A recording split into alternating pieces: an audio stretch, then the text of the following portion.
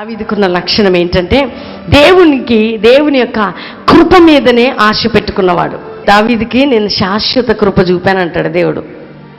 ఏ కృప? మంచి కృప. నిజంగా అందుకనే దావీదు మీద ఆ కృప ఉంది కాబట్టి ఆ కృప ఏం చేసిందంట, దావీదు జీవితాన్ని మార్చిందట. ఒకసారి చాలా ఇరుకుల్లో, ఇబ్బందుల్లో, చాలా మానసికంగా నలిగిపోతున్న టైంలో ఒకరోజు నేను ఏడుస్తూ ప్రభా ఈ చానున్నాయి, ఇటు అతి సుందరుడు పాటలు రాయాలి, మినిస్ట్రీ ప్రెషర్ ఉంది, కొన్నిసార్లు అండి చాలా కష్టపడుతుంటాం కానీ మనుషులు అర్థం చేసుకోరు, చాలా బిజీ అయిపోతుంది, మమ్మల్ని మేము పట్టించుకునే పరిస్థితి లేదు, అనేకమైన మానసిక ఒత్తిళ్ళు, పోరాటాలు, బయట నిందలు, ఈ అనాయింటింగ్, ఈ గిఫ్ట్స్ని బట్టి అభిషక్తులు వేసే నిందలు, కొంతమంది మంచి మంచి సేవకులు కూడా ఈ అనాయింటింగ్ చూసి, ఈ అభిషేకాన్ని చూసి వారికి ఏ ఫీలింగ్ కలుగుతుందో తెలియదు కానీ చాలా మానసిక ఒత్తిళ్ళు. ఒకరోజు ఏడుస్తున్నా హాస్పిటల్కి వెళ్ళి, దేవుడు అన్నాడు నా కృప నిన్ను మార్చింది కదా, కష్టంలో నా కరుణ నిన్ను ఓదార్చింది, రెండోదిగా నా దయ నీకుంటే చాలు నిన్ను ఆదరిస్తుంది, నిన్ను లేపింది ఏంటంటే నా ప్రేమ, కాబట్టి పాట రాయమన్నాడు. అందుకని ఎవరున్నా ఎవరు లేకపోయినా ఇక దేవునితో అన్నాను, నీ కృప నాకు చాలు, ఇంకా నీ ప్రేమ నాకు చాలయ్యా. ఎందుకంటే ఎక్కడి నుంచి నన్ను లేవనెత్తామంటే చీకటిలో నేను ఉండగా నీ కృప నాకు వెలుగ్గా మారింది, గాఢాంధకారంలో నేనుండగా నీ ప్రేమ చేయి చాపింది నా మీదకే. ఆ పాట రాస్తూ దేవుడు అన్నాడు ఎలా పాడాలో ప్రభువా, నాకు ట్యూన్ తెలియదంటే ట్యూన్ చెప్పాడండి. పాట 10 నిమిషాల్లో రాసి 5 నిమిషాలు ట్యూన్ చేసి తెచ్చిచ్చా వీళ్ళకే. ఎందుకంటే దావీదుకి ఏ కృప కావాలండి, మనకి ఏ కృప కావాలి? దావీదు దేవుని కృప మీద ఆశ పెట్టుకున్నాడు. దేవుని కృప ఉంది కాబట్టి ఆయన పాపములో ఉన్నప్పుడట ఆయన కృప దావీదుని వెతుక్కుంటూ వెళ్ళింది. అంటే నాతాను తను పాపం చేసినప్పటికీ దావీదు, నాతానని దేవుడు ఎందుకు పంపాడంటే దేవుడు దావీదు మీద కృప చూపుతున్నాడు కాబట్టే. ఎందుకండి అంత దావీదు గురించి నేను చెప్తున్నానంటే అసలు ఆయన జీవితం చదివితే మనకి చాలిక. దేవుడు ఆయనని పైకెత్తిన విధానం చూసినప్పుడు దేవుని యొక్క అంటే గొప్పతనం అంతా దావీదు జీవితంలో కనబడుతుంది. ఎన్ని శ్రమలండి పాపం, ఎవరి నుంచి ఆయనకు ఆదరణ లేదు. ఆయనను ఆదరించింది, ఓదార్చింది, బలపరిచింది ఎవరంటే దేవాతి దేవుడు మాత్రమే. దేవుని బిడ్డలారా నిజమే, కొన్నిసార్లు మనం ఎదుర్కొంటున్న పరిస్థితులకి అన్ని వైపులు దేవుడే ఆదరణ మూసేస్తాడు. ఎందుకంటే ఆయనకే ఆయన ఆ స్థానంలోకి రావాలని, ఆయన ఒక్కడే నీ హృదయంలోకి వచ్చేయాలని. కొన్నిసార్లు నువ్వు ఎవరిని కలవాలన్నా అన్ని క్లోజ్ చేస్తాడు. ఎందుకంటే నీవు ఆయన మీ ఇద్దరే కలవాలని దేవుని చిత్తం. చూడండి దావీదు చాలా సమయాలలో చాలా యథార్థంగా బ్రతికాడు, కానీ బత్షెబ విషయంలో భయంకరమైన పాపం చేశాడండి. మనల్ని మార్చేది, మన దగ్గరకు వచ్చేది కృప చేత మనం రక్షించబడతాం. ఆయన కృప లేనిదే మనం బ్రతకలేము. దేవుని బిడ్డలారా, కృప ఏంటంటే, కృప అనే మాటకు అర్థం అర్హత లేని మనల్ని అర్హులుగా చేసేదట. డెఫినేషన్ కృప అంటే అర్థం ఏంటంటే అర్హత లేని మనకి అర్హతనిచ్చేది కృప. అంటే యేసుక్రీస్తు కృప రూపంలో మన దగ్గర సంచరిస్తున్నాడు. దేవుని బిడ్డలారా, అంటే మందిరంలో కూర్చోటానికి మనకు అర్హత లేదు, యేసయ్య అని పిలవటానికి మనకు అర్హత లేదు, రెండోదిగా ఆయన నామములో అడిగే అర్హత మనకి లేదు. కానీ ఆయన పిలిచే భాగ్యం ఇచ్చింది ఏంటంటే కృప. ఇదే కాలం అండి, కృపాకాలం.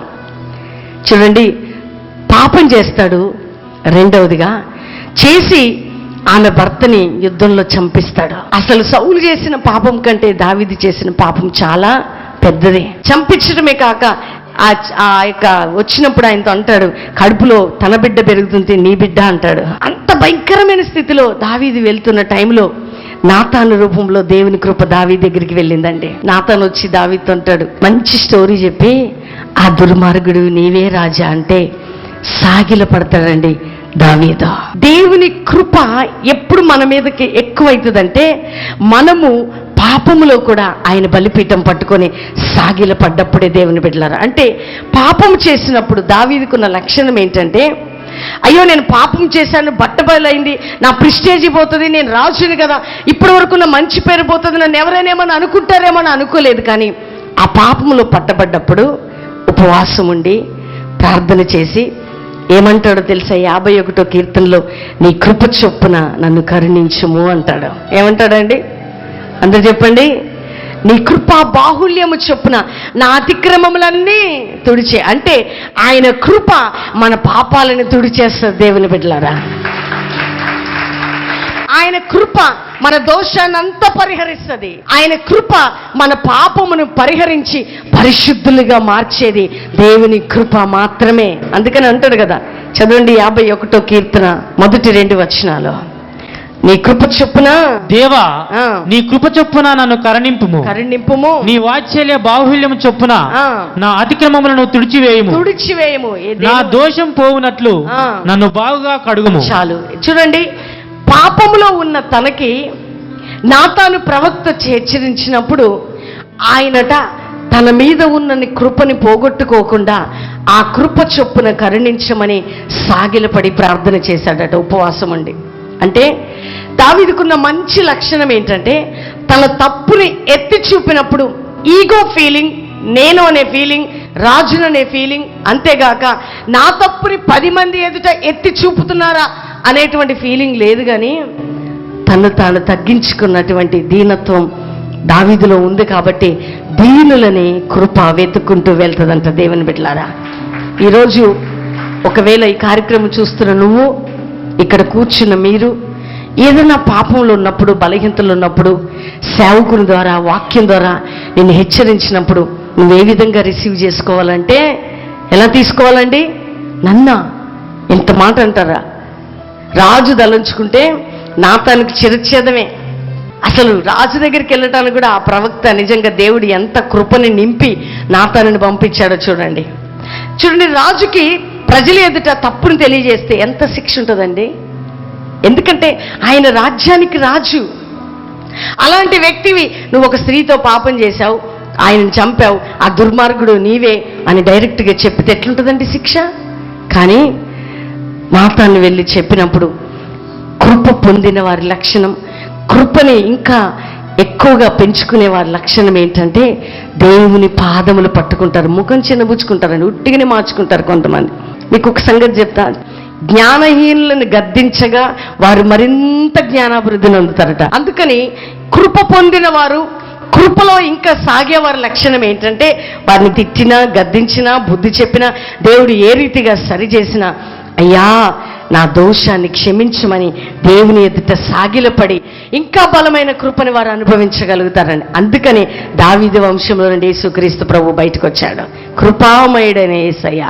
ముఖం మార్చుకోవద్దండి, మనసుని ఏమంటారు, చిన్నబుచ్చుకోవద్దు.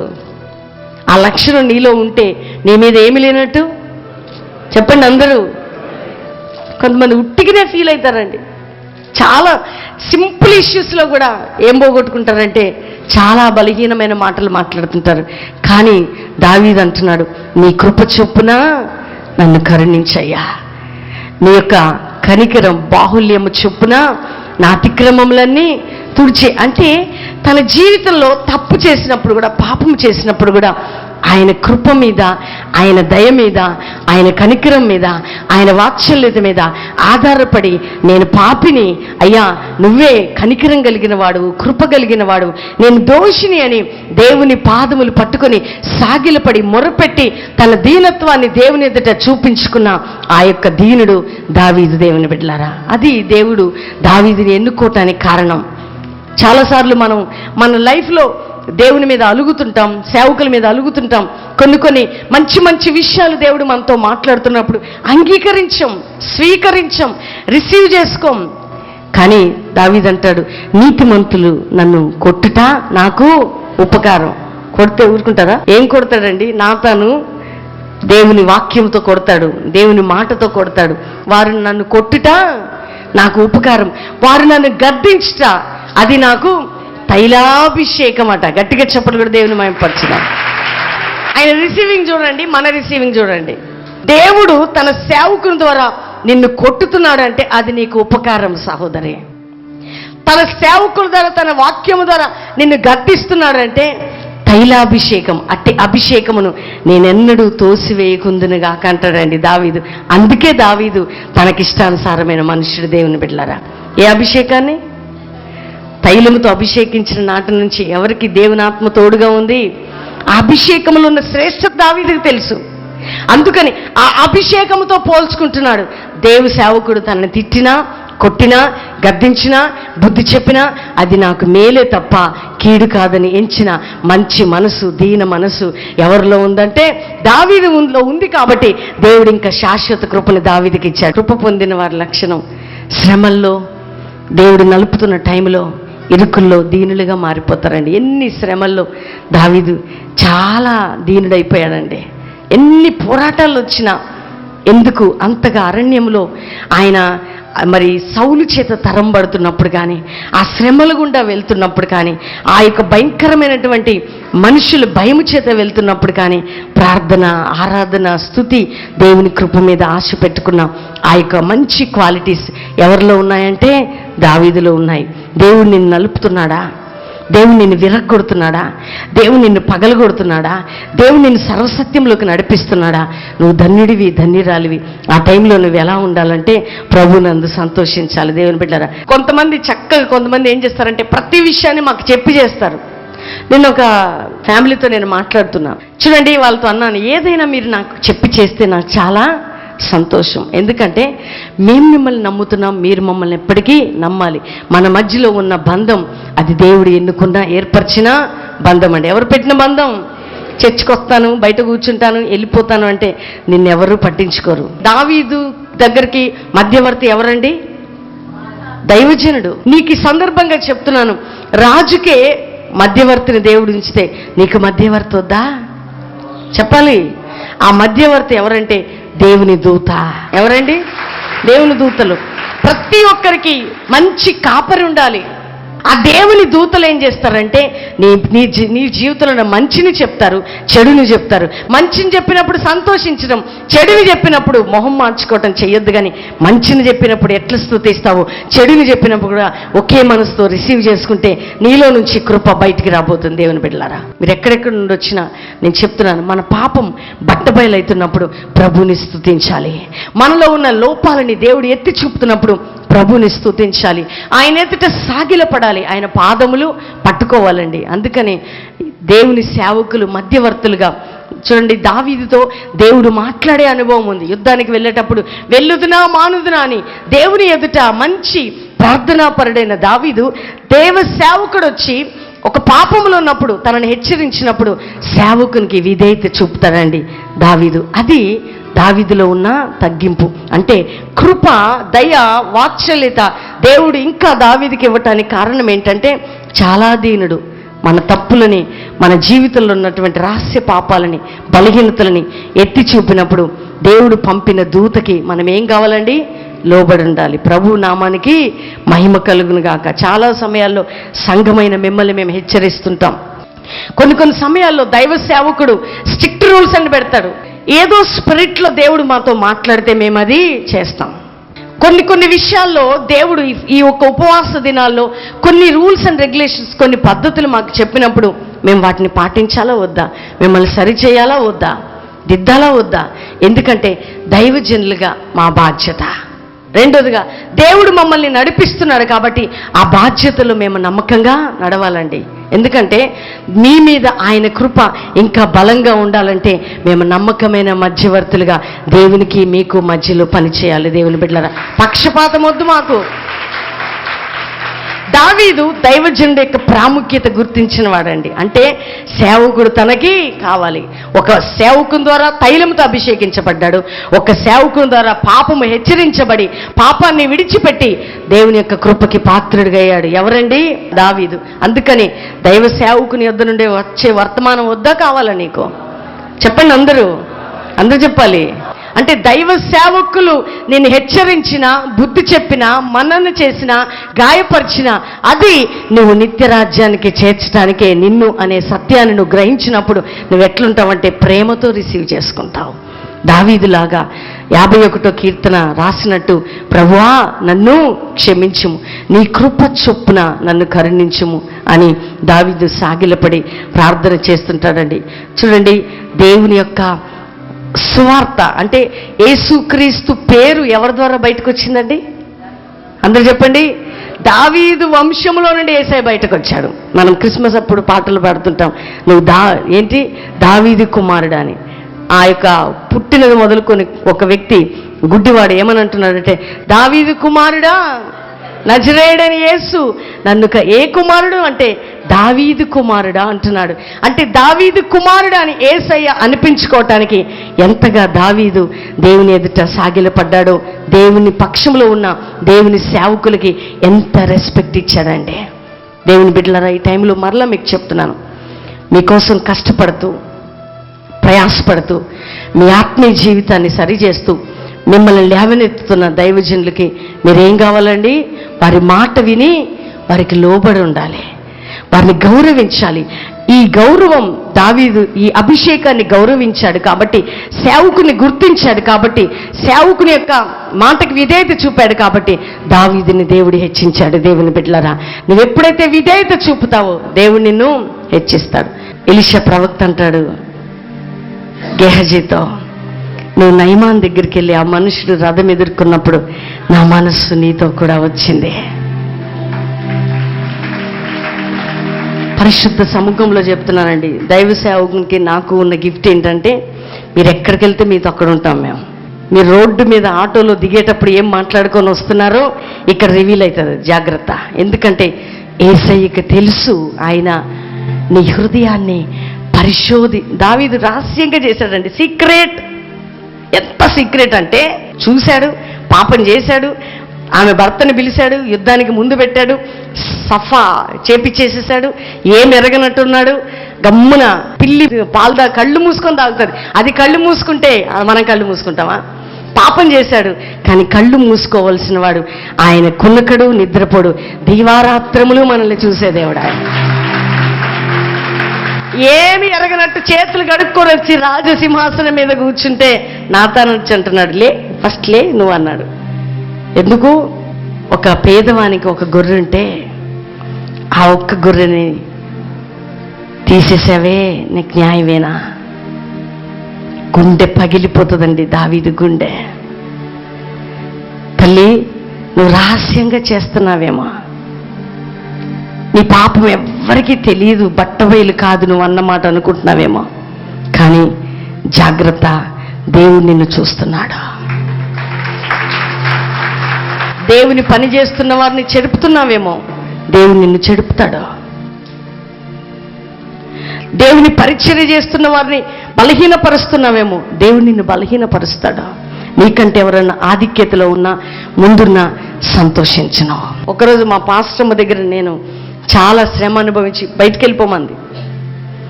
నేను అక్కడే నిలబడి అన్నాను, నేను ఎక్కడికి వెళ్ళను.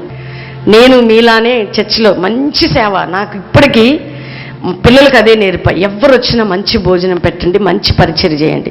మేము మా మానసిక పరిస్థితులను బట్టి, ప్రెషర్స్ని బట్టి బిజీలో ఉన్నా మీరు మాత్రం వచ్చిన గెస్టులు కానీ అందరిని చూసుకోవటం మానవద్దు. అది వాళ్ళకి ఫీడింగ్ ఇచ్చి ప్రతిక్షణం పెట్టారా లేదా అని అప్పుడు నాకు టైం ఉన్నప్పుడు నేను చెక్ చేస్తూనే ఉంటాను. ఎందుకంటే నా రెస్పాన్సిబిలిటీగా నేను ఫీల్ అవుతా. దేవునికి సేవకులు, నేను చెప్పాను కదా, వాళ్ళ కాళ్ళు ఒత్తి, వాళ్ళ బట్టలు ఉతికి, వాళ్ళకి వండి పెట్టి ఈరోజు నేను సేవకురాలయ్యాను. దేవుని బిడ్డలు, వాళ్ళు ఒక్క పరిచర్య నాకు ఇవ్వకపోతే ఏడ్చేదాన్ని.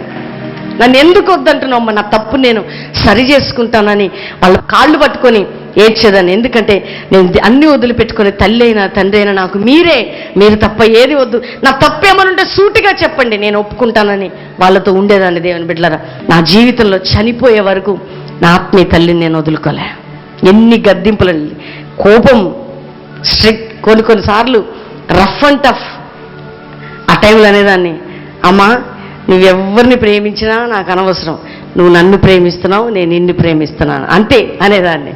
చూడు ఇట్లా మాట్లాడుతుందో అని తిడతా ఉండేది. ఎందుకంటే ఆ రిలేషన్, నా తల్లి చనిపోతే కూడా నా తల్లి గురించి కూడా నేను అంత బాధపడలేదు. కానీ ఎందుకు ఆత్మీయ తల్లిలో అంటే, నన్ను పరలోకానికి తీసుకెళ్లే తల్లి ఆమె. జాగ్రత్త దేవుని బిడ్డలారా, పరలోక సంబంధమైన తల్లిదండ్రులని నువ్వు ఎప్పుడు కూడా వదులుకోవద్దు. వారు నిన్ను పెంచినప్పుడు, ఎక్కడ నిన్ను కట్ చేసినప్పుడు, విరిచినప్పుడు, మరో వ్యక్తిని మధ్యలో తెచ్చినప్పుడు ఇంకా రిలేషన్ బ్రేక్ అయిపోతుంది. ఇది ఎక్స్పీరియన్స్, నా అనుభవం. రెండోదిగా చూడండి, మా రిలేషన్స్లో మా సొంత వాళ్ళు ఎంతోమంది చనిపోయారు.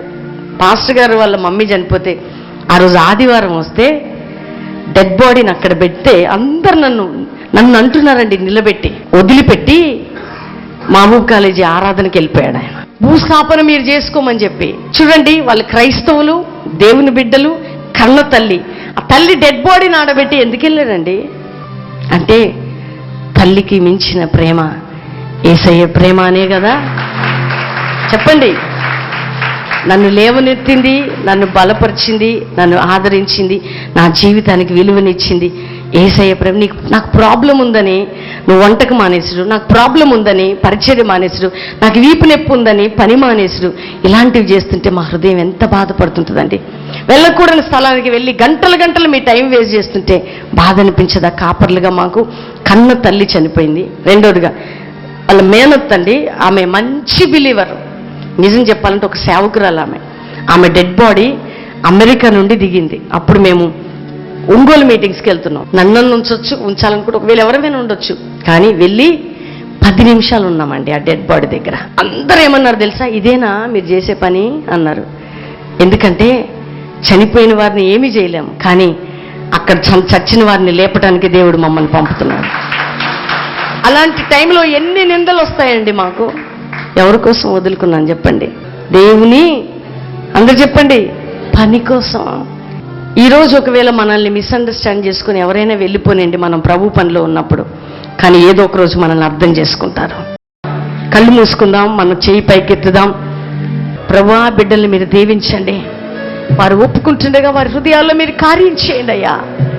ఈ కార్యక్రమం చూస్తున్న బిడ్డలు కూడా నీ కోసం, నీ పని కోసం ఈ లోకంలోకి వచ్చామని ఎరిగి నీ కొరకు ముందుకు సాగి కృప ప్రతి ఒక్కరిపై కుమ్మరించండి. వారు నీ కొరకు, నీ పరిచయ కొరకు ముందుకు వస్తుండగా వారి ప్రతి అక్కర అవసరత మీరు తీర్చండి అయ్యా. వారి జీవితాలను వెలిగించండి. వారు నీ సేవలో, నీ పనుల్లో ముందుకు వెళ్తుండగా వారి కుటుంబాలని, వారి బిడ్డలని, వారికి ఉన్న బంధకాలని మీరు తెంచండి నాయన. ప్రతి బిడ్డని మీరు ఆశీర్వదించమని యేసుక్రీస్తు నామములో అడుగుచున్నాం తండ్రి, ఆమేన్.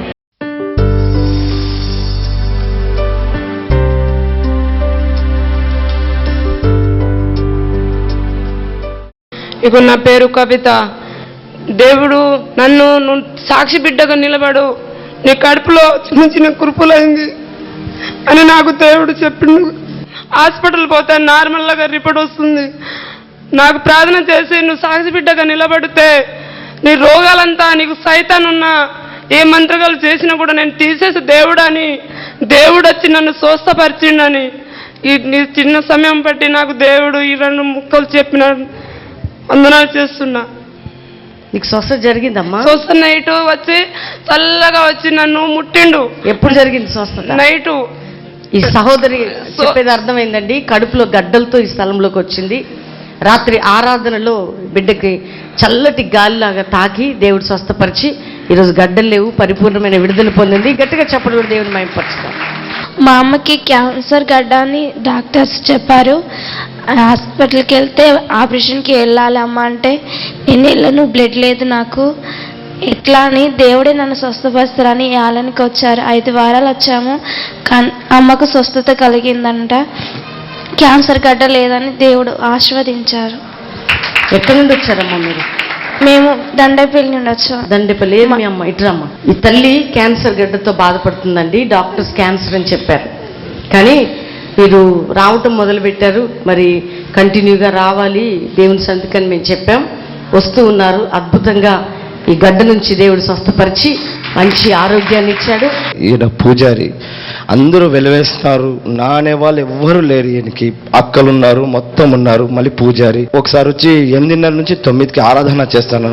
ఈయన వచ్చి వంట చేస్తున్నాడు. పాపం చేస్తా అంటే డాడీ వచ్చి మోహన్ లే లే లే నిలబడు నువ్వు అన్నారు. ఈయన ఎవరో తలుపు తడుతున్నారేమో తలుపు దగ్గర పోతున్నాడు. కానీ డాడీ లే మోహన్ అంటే చూడు డాడీ పిలుస్తున్నానంటే లేచి నిలబడినాడు.